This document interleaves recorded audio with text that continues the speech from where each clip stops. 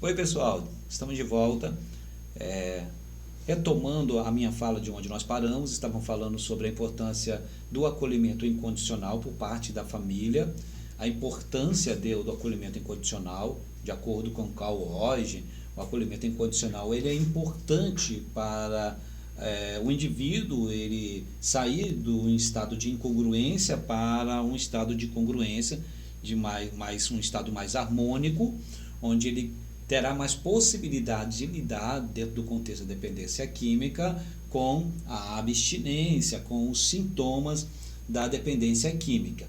Porque o acolhimento incondicional acontece quando o diálogo ele é assertivo e exemplo prático desse diálogo assertivo é quando a família substitui o julgamento por acolhimento e por uma comunicação, uma fala mais assertiva.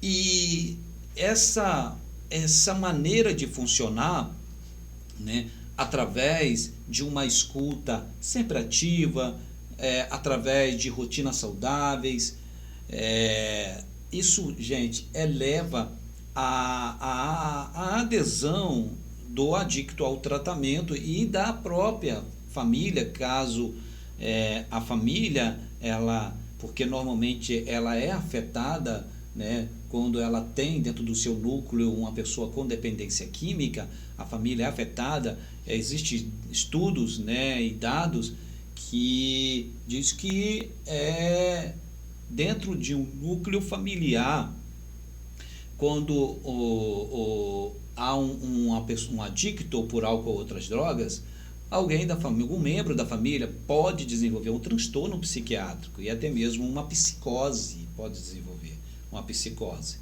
um transtorno psiquiátrico. Então a família ela precisa também de cuidado, certo? De aceitação ao tratamento, porque às vezes a família, o que acontece? Ela olha para o indivíduo e diz: quem precisa de tratamento é ele, quem está doente é ele que é o dependente químico. Só que a família ela é codependente.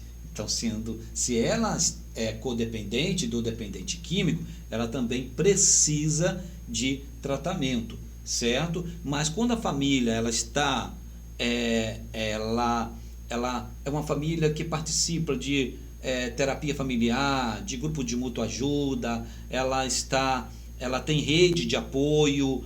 Essa família ela aprende a lidar com a dependência química porque ela passa a ter mais clareza do seu papel dentro desse ecossistema.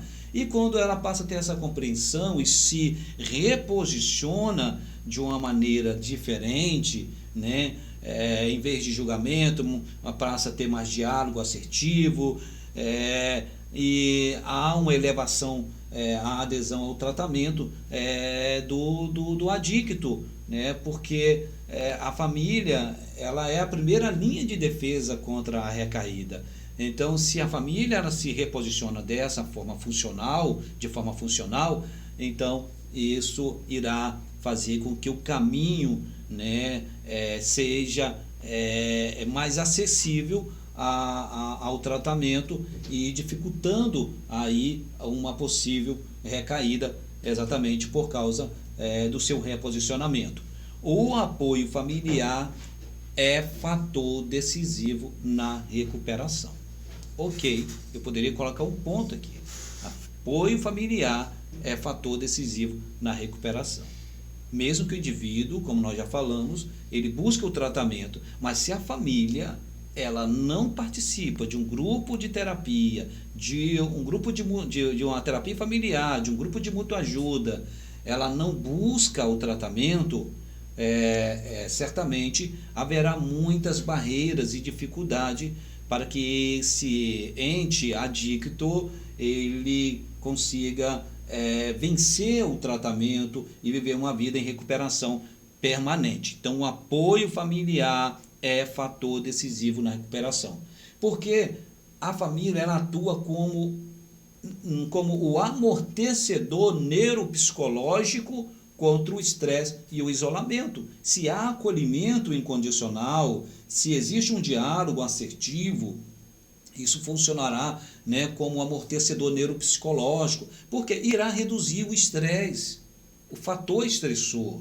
irá diminuir o fator de estresse. Se diminui o estresse, certamente esse indivíduo ele terá mais possibilidade de ter uma vida em recuperação permanente, uma vida mais saudável, né? Retomar a inserção social, retomar as atividades laborais novamente, terá mais condições de reconstruir a sua família, né? De planejar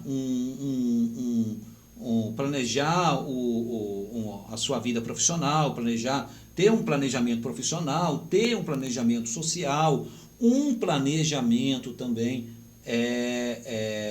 familiar.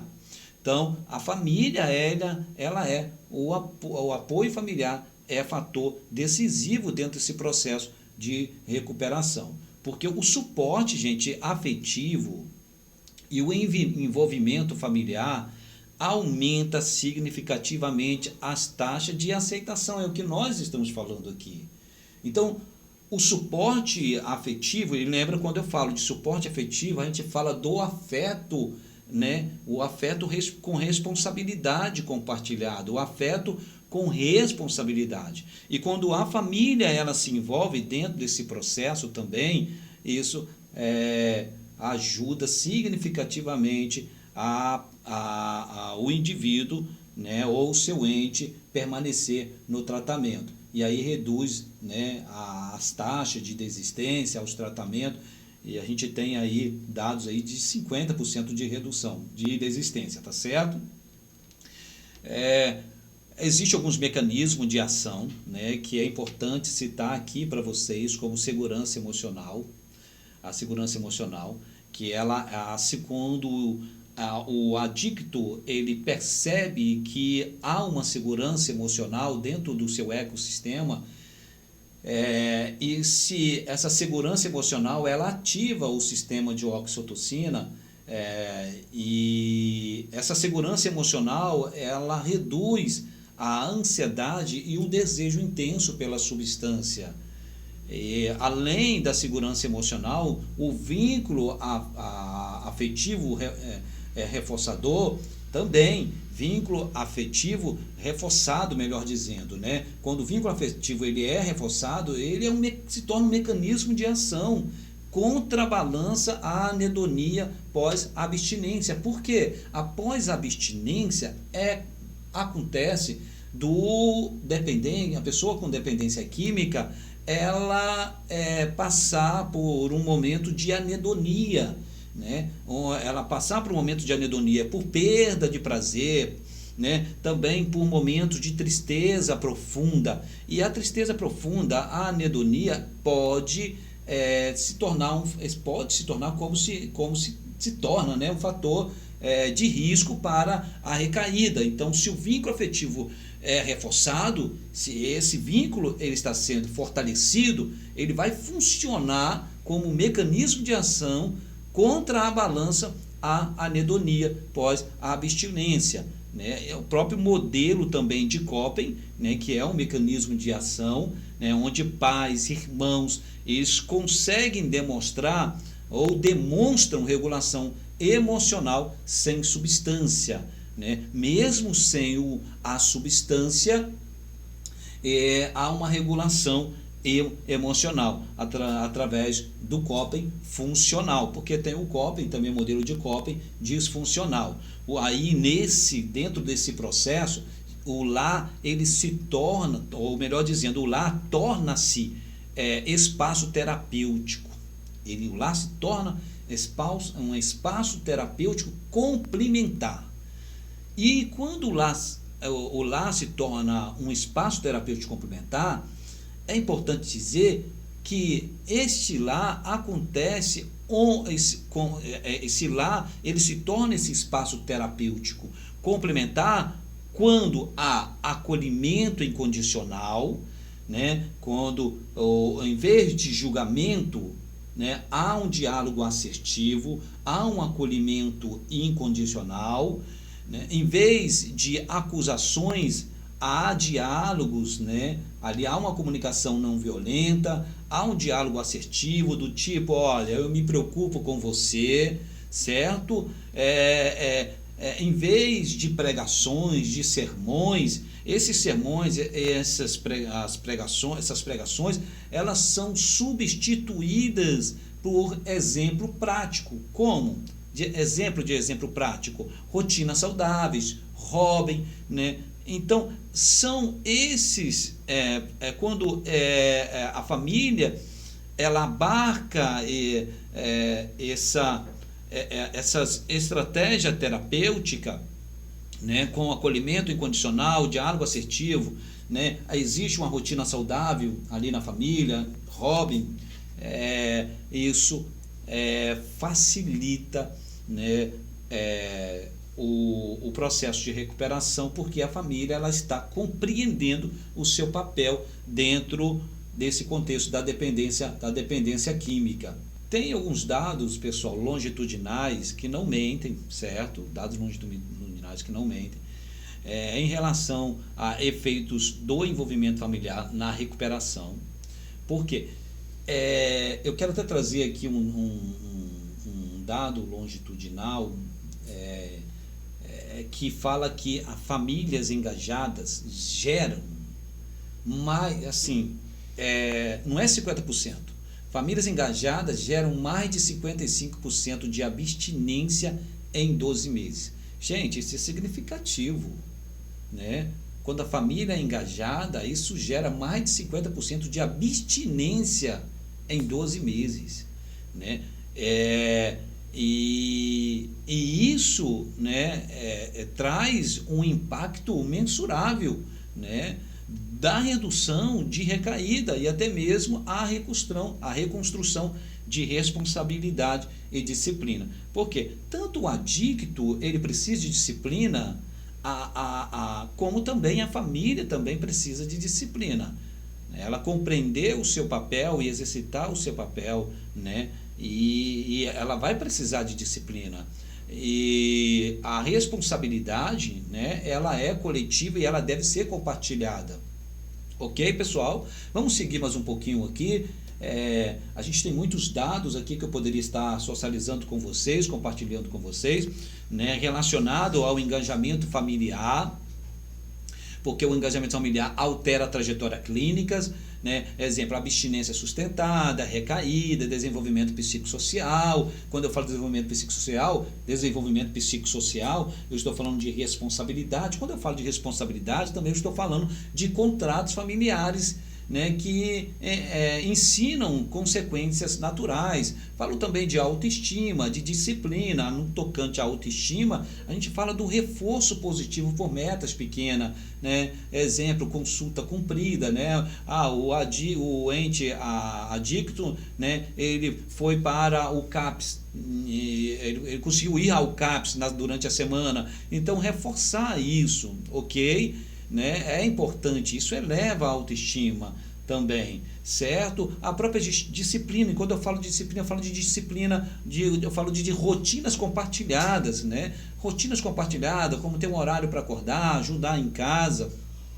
São essas possibilidades, esse engajamento, né, que facilita aí a adesão ao tratamento, a permanência, né, no tratamento, né, fortalece a recuperação permanente. Também existem os pilares de atenção integral, tá certo, pessoal? De acordo com o Ministério da Saúde, né, quando eu falo sobre os pilares de atenção integral, eu falo, exemplo, eu falo de contribuição familiar, eu falo de do pilar psicológico. Eu falo, né, quando eu falo do pilar psicológico, eu estou falando de escuta, redução de estigma, trabalhar essas questões, né? Eu falo também de adesão à medicação e acompanhamento de consulta, né? Reconexão com o trabalho e escola, rede de apoio externa. E aí tem outros mais dados aí, né, de estudo de caso controlado, no caso do CAPS-AD, né, que grupo com família ativa versus grupo solo, 80% vezes 45% complementaram 6 meses de tratamento. Então, quando esse pilar está ativo, né, quando esses pilares estão funcionando, né, estão ali presentes, há uma contribuição da família, há uma contribuição da psicologia, há uma contribuição da questão medicamentosa, da questão social.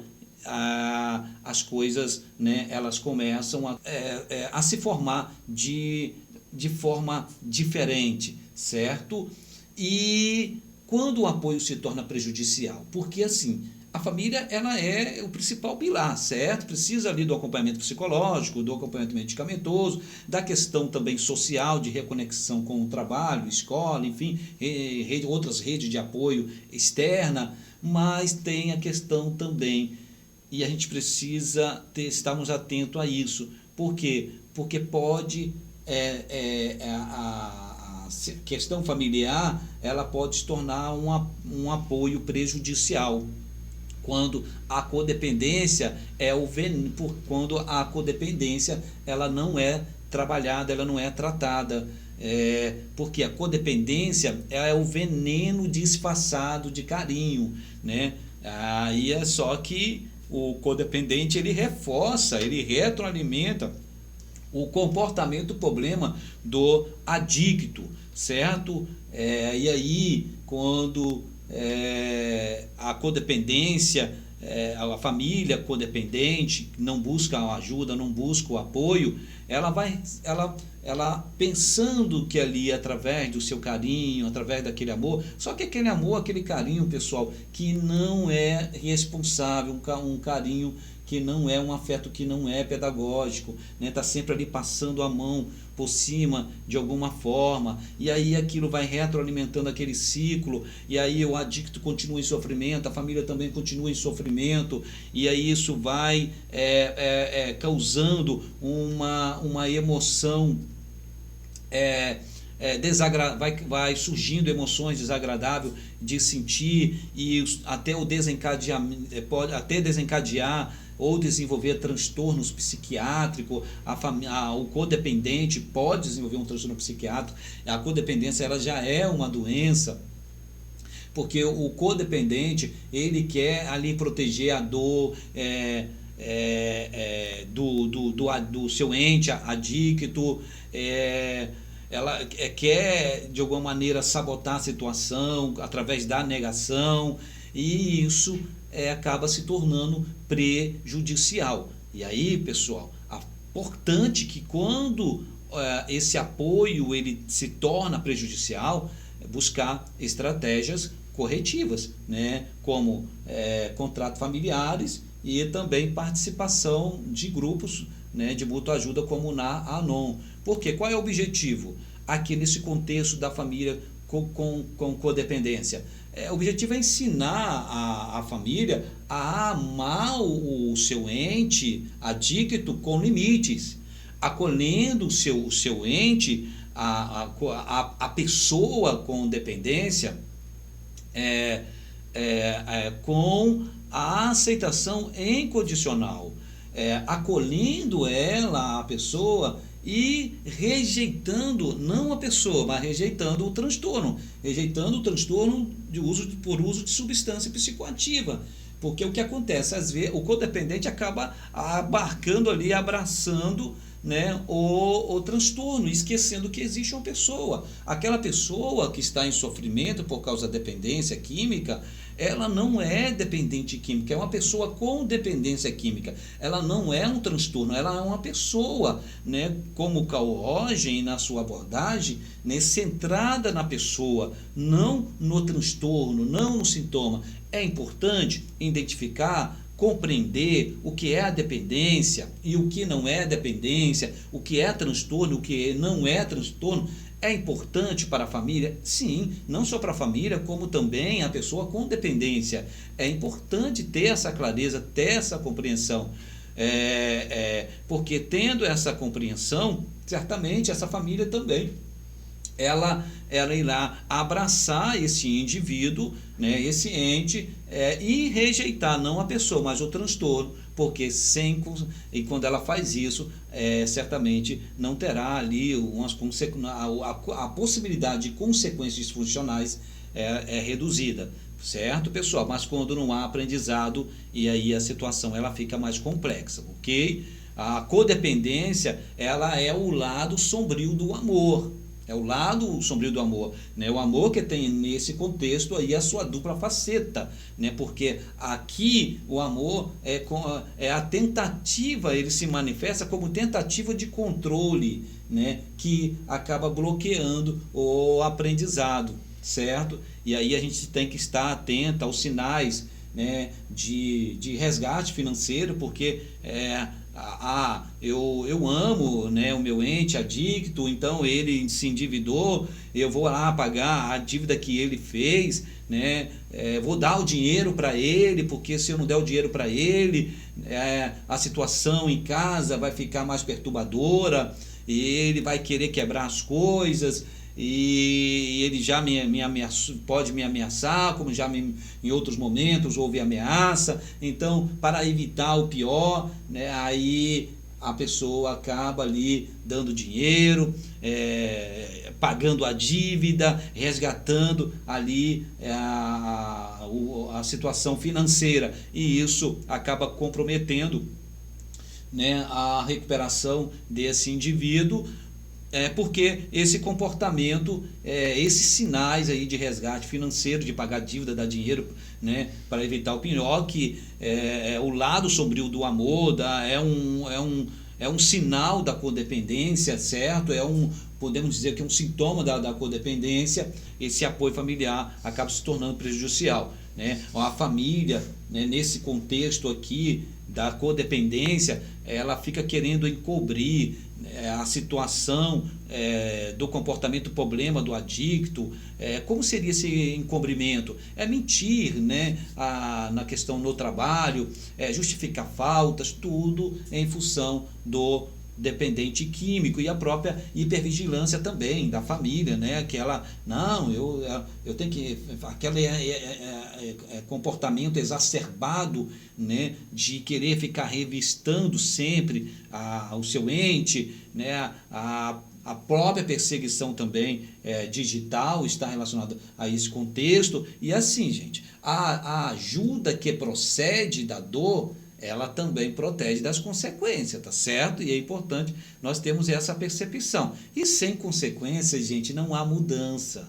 Sem consequência não há mudança. Então fique atento a essas situações, certo? Apoio saudável. O que seria o apoio saudável? Quando eu falo de apoio saudável, eu estou falando, né, da família que acolhe a pessoa, rejeita o comportamento problema, é a família que estabelece limites claros, que reforça a autonomia, família que cuida de si, que pratica o autocuidado. Agora, no tocante à codependência, né, que a codependência é também uma dependência pelo dependente, e que também não tem cura, mas que até o momento, né, de acordo com as pesquisas, os estudos, não há cura, mas há tratamento. A codependência, ela ao contrário do apoio saudável da família. A família codependente, ela acolhe o comportamento do adicto.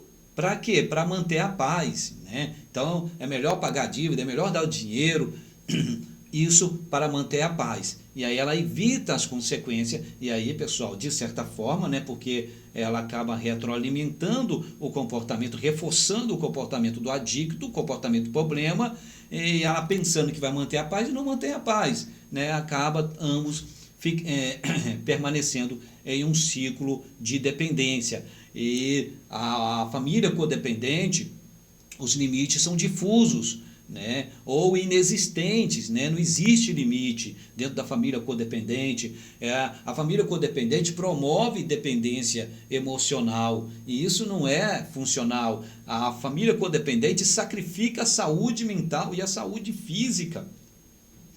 Mas existe intervenção corretiva, né? Intervenção corretiva, que pode ajudar dentro desse processo aí da própria compreensão do papel familiar na dependência química.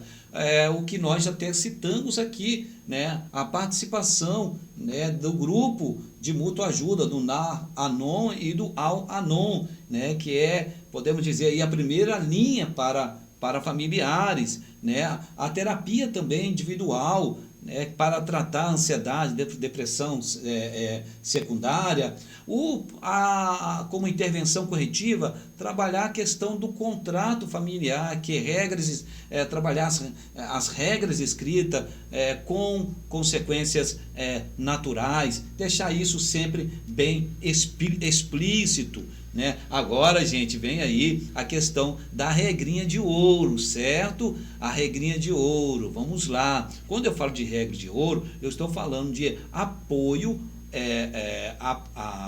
apoia o tratamento, não o transtorno, né? Essa é uma regra de ouro. Apoia o tratamento, não o transtorno. Quando a família ela apoia o transtorno, é quando a família ela está adoecida, a família está codependente, ela retroalimenta, ela reforça o comportamento do dependente, o comportamento problema do dependente químico, na pessoa com dependência química, pensando que está ali, controlando a situação, mas não está. Ali está reforçando o ciclo vicioso da dependência e da codependência. Mas existe uma regrinha de ouro, que a regrinha de ouro, ela não apoia o transtorno, ela apoia o tratamento. Funções e responsabilidades, né, dos membros da família é pertinente dentro do contexto da dependência química. Então, família, apoie o tratamento, não o transtorno. Apoie a pessoa, não o transtorno. Não apoie o comportamento problemático da dependência química, a mentira, a sabotagem, a autossabotagem, a manipulação. Não apoie de modo geral, não apoie o transtorno, apoie a pessoa, o seu ente, né? Apoie o tratamento, porque a dependência química irrompe como um terremoto, podemos dizer assim, um terremoto relacional. Como assim, Ângelo? Por quê? Porque abala fundações, inverte hierarquia, triangula a aliança e transforma o lar, outrora refúgio, em palco de tensões crônicas. E, gente, a teoria do sistema familiar, consolidada por Salvador Minuchin, ampliada, melhor dizendo, por autores como Carter, que revela que nenhum membro é ilha. Quando a gente fala isso, quando ele traz essa informação dizendo que nenhum membro é ilha, ou seja, nenhum membro está, nenhum membro ele existe para ficar isolado, para ficar sozinho. Por quê, gente? Porque o uso compulsivo de uma substância reverbera em alterações neuroquímicas, né? Neuroquímica, emocionais, comportamentais, de todos que estão inseridos ali dentro desse ecossistema. E vamos seguindo, gente. dentro dessa linha de pensamento que nós estamos nesse nosso módulo, né, reforçando aí para vocês a importância da compreensão do papel da família na dependência, dentro do contexto da dependência química. A família, ela que funciona, né, como sistema. Gente, imagine a família como um mobile suspenso. Ok? O desequilíbrio de um elemento faz todos os outros girarem descontroladamente, certo? Entenderam? O desequilíbrio de um elemento faz todos os outros girarem descontroladamente. E Minuchin, pioneiro da terapia familiar estrutural, ele demonstrou que a dependência química gera o quê? Gera fronteiras difusas. Ou seja, pais invadem quartos, filhos assumem finança, as hierarquias elas são invertidas. Dentro desse contexto, adolescente dita regras, e subsistemas acaba surgindo, se tornando aí um subsistema disfuncional, né? Disfuncional. É uma questão muito complexa dentro desse sistema, porque esse sistema, quando ele funciona dessa maneira, ele acaba, né, reforçando, né, o prejuízo que a dependência química ela pode causar. E são muitos prejuízos que a dependência química ela pode causar. Ela pode causar prejuízo social, prejuízo psicológico, prejuízo físico, prejuízo em diversas dimensões, né? E principalmente aí, né, prejuízo dentro do vínculo familiar. O vínculo acaba sendo prejudicado, né? Então, vamos nesse momento ficarmos, pessoal, atentos sobre esse processo, né, da compreensão do papel da família na dependência química. Nós temos informações, né, panos para manga, mas eu acredito que esteja sendo bem acessível as informações que está sendo socializada nesse momento, tá certo, gente? Essa questão da família como sistema, né, essas engrenagens, ela pode trazer complexidade na adesão ao tratamento.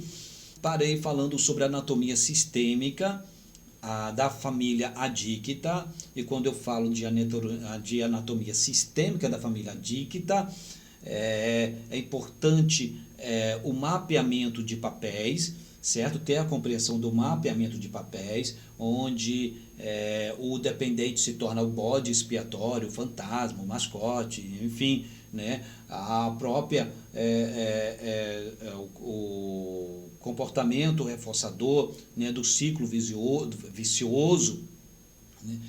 O uso, o resgate, a culpa, né, que leva novamente ao uso, à recaída, intervenções também estruturais. E quando eu falo de intervenções estruturais, estou falando de definição de fronteiras hierárquica, da inversão aí de valores dentro desse sistema familiar. A gente sabe da importância do papel familiar, da responsabilidade, que nós falamos aqui, e reforço novamente, né, que cada membro da família ocupa um lugar funcional dentro desse sistema, certo? E na dependência, e esse lugar pode ser distorcido dramaticamente. Então é importante, né, que a família ela esteja preparada, estruturada, ela esteja digamos instrumentalizada dentro desse processo do seu papel, né, na dependência química. É importante essa compreensão de pais responsáveis, né, que a questão do pai, quando eu falo da família, né, que atua ali com responsabilidade, eu estou falando de uma família que não usa o autoritarismo punitivo, né? Exemplo, né? Você só sai depois de limpar, né? Usando ali comunicações violentas, a própria negligência também permissiva, quando a família codependente, né, ela diz ali, ele para quando ele quiser ele para, nega simplesmente o transtorno. São possibilidades aí, né, de adoecimento. Mas essas coisas elas podem, né, a família ela pode se reposicionar de uma outra forma, compartilhando as responsabilidades, adquirindo através de participação, de terapia de grupo familiar, de grupo de mútua ajuda, de psicoterapia familiar, né, através das estratégias de prevenção. É possível essa família ela se reposicionar dentro desse processo como um agente de mudança, não apenas da mudança individual, mas da mudança coletiva, A família ela pode influenciar positivamente a recuperação, ok? Ela pode influenciar, como também ela pode influenciar positivamente, como também pode influenciar de forma negativa, de forma prejudicial a recuperação. Porque a família não é um mero apoio logístico, ela é um agente neurocomportamental de transformação profunda, né? Ela é capaz de programar circuitos de recompensa através da sua maneira de acolher incondicional, através da inteligência emocional, através da empatia, né, de compreender o que o outro está sentindo, o que também a própria está sentindo. A família ela pode reduzir, através desse ambiente harmônico, congruente, reduzir os fatores de estresse, que quando reduzido esses fatores, a possibilidade de adesão, de permanência ao tratamento e de uma recuperação permanente é significativa. O uso da comunicação saudável, a empatia, a comunicação familiar, ela é o sistema operacional do vínculo afetivo.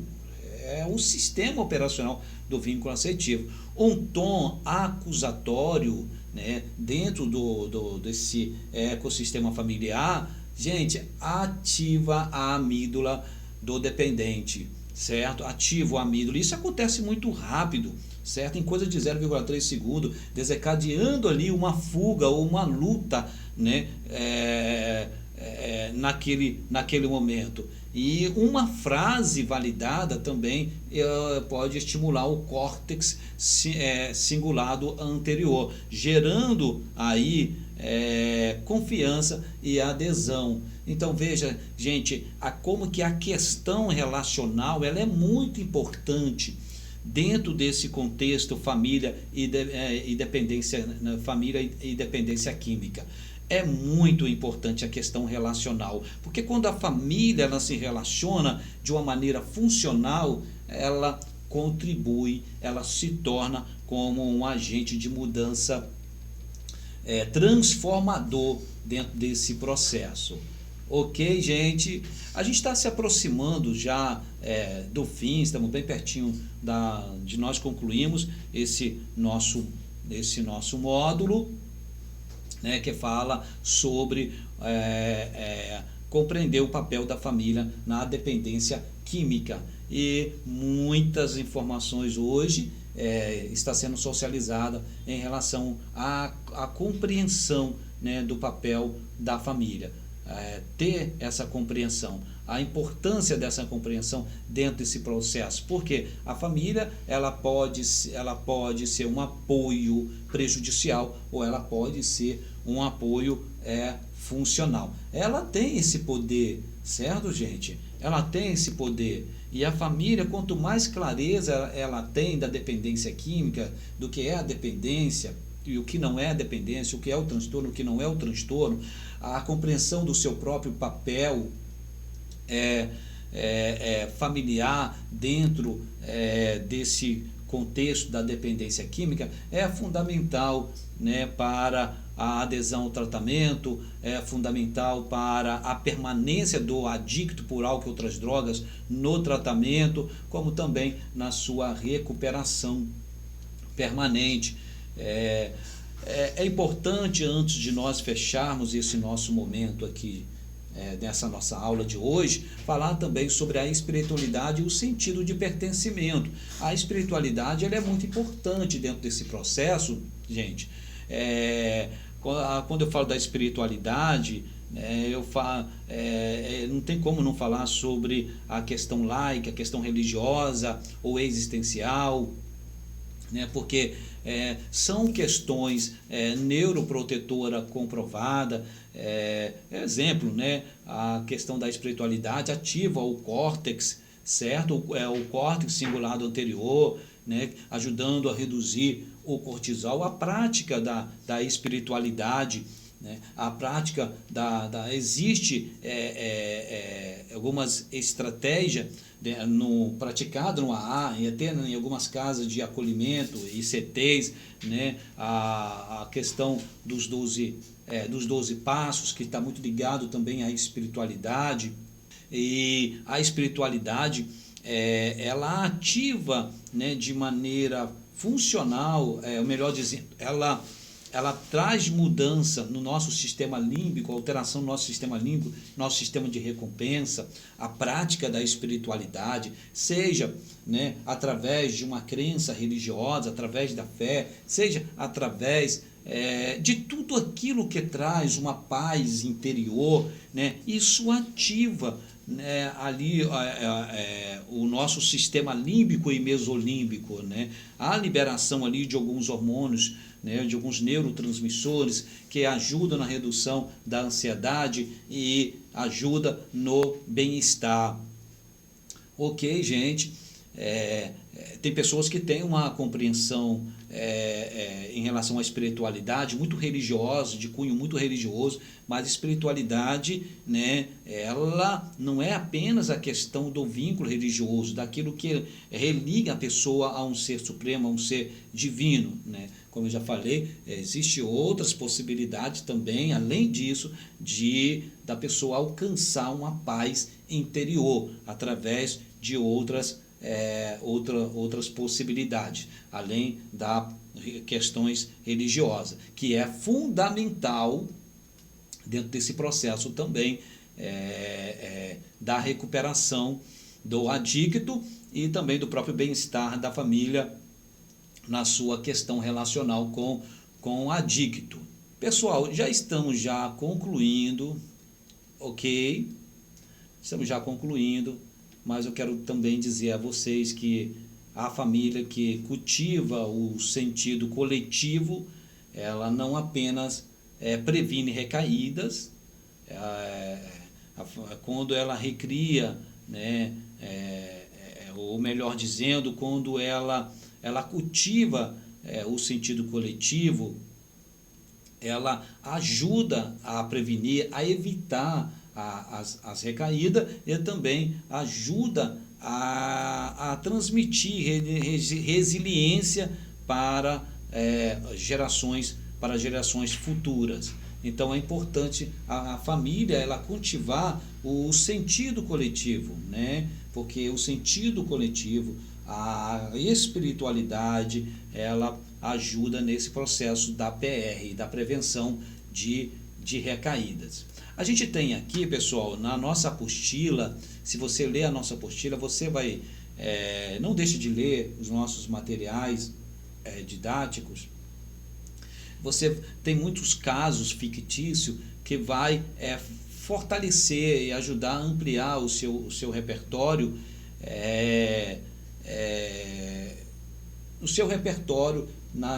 de estratégias preventivas nesse processo aí que nós estamos aqui trazendo sobre a família no tratamento da dependência química. Então não deixa de ler, tem muitos casos fictícios interessantes que vai ajudar, que vai corroborar com o seu repertório, tá certo? Para concluirmos, eu quero apenas, em suma, nesse momento, resumidamente, dizer que nós falamos aqui hoje, né, sobre que a dependência química não é um drama solitário, que a dependência química é uma crise sistêmica que sequestra o cérebro do usuário, desestrutura o organismo familiar inteiro, e que a família também não é um mero coadjuvante dentro desse processo. Existem variáveis preditivas independente de sucesso terapêutico. Falamos aqui hoje, né, sobre a importância falamos sobre a questão da modelagem vicária, né, que quando eu falo de modelagem vicária falamos de Bandura, né, falamos sobre a sua teoria. A Bandura, né, traz esse modelo, a modelagem vicária, que é um modelo social. A pessoa ela aprende por observação social. A família, que é o principal núcleo, o principal núcleo da nossa existência, porque é lá que nós recebemos as primeiras informações, né, a construção da nossa identidade, da nossa personalidade. Falamos também sobre a espiritualidade como âncora transcendente, né, a importância da espiritualidade, que traz redução aí de 58% em overdose, em overdose graves. E a gente deixou muito claro que a recuperação não é apenas parar de usar, né? Nós já deixamos isso claro, que apenas parar de usar não é suficiente, né? Parar de usar é importante, mas não é suficiente parar de usar, apenas deixar de usar a substância. É necessário reconstruir um nós maior, que é a doença. É necessário ter repertório, ter estratégia para poder lidar com a recaída, com a dependência química. Falamos sobre a teoria sistêmica, né? Falamos sobre fronteiras difusas, hierarquia invertidas da questão familiar, né? Dos próprios adolescentes, né? Tomando o lugar dos pais. Falamos também educação permissiva, né? Onde a falta de limite, a falta de estabelecer limite, pequenas doses de frustração dentro do ecossistema familiar, os pais permitirem os filhos também passarem por pequenas frustrações, tendo eles ainda por perto ali, para que eles aprendam a lidar com as frustrações sem precisar de recorrer à substância, a comportamentos disfuncionais. Enfim, nós vamos encerrar o nosso módulo de nossa segunda aula, e mais uma vez espero que tenha sido produtivo nossa segunda aula, e dando tudo certo, em nossa terceira aula estaremos aqui novamente com vocês.